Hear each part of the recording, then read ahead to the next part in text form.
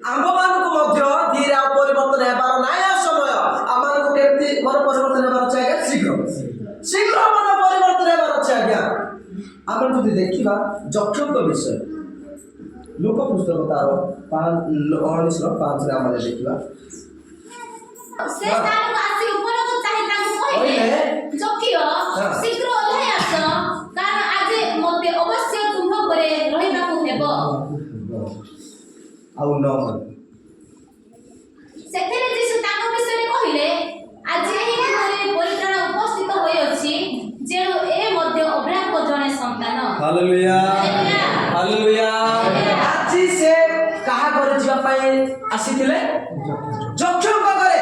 ସେ ଯକ୍ଷକୁ କହିଲେ ନାହିଁ କି ଯକ୍ଷ ଟିକେ ଧୀରେ ଧୀରେ ଓହ୍ଲାଇ ଆସରେ ବାପା, ପଡ଼ିଯିବୁ, ତୁ କେମିତି ଚଢ଼ିଯିବୁ କି ମୁଁ ଜାଣି ନାହିଁ, କିନ୍ତୁ ତୁ ଟିକେ ଧୀରେ ଆସି ମୁଁ ତମ ଘରେ ଯିବି ବୋଲେ କି ଯୀଶୁ ଖ୍ରୀଷ୍ଟ କହିଲେ କି?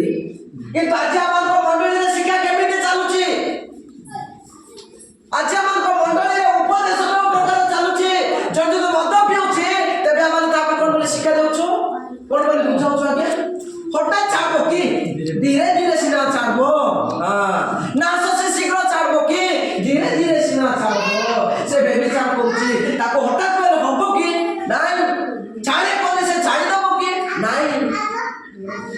धीरे धीरे पीठ पकड़, धीरे धीरे पीने रहे कारण कि ऐसे का जो आगमन आते से ऐसे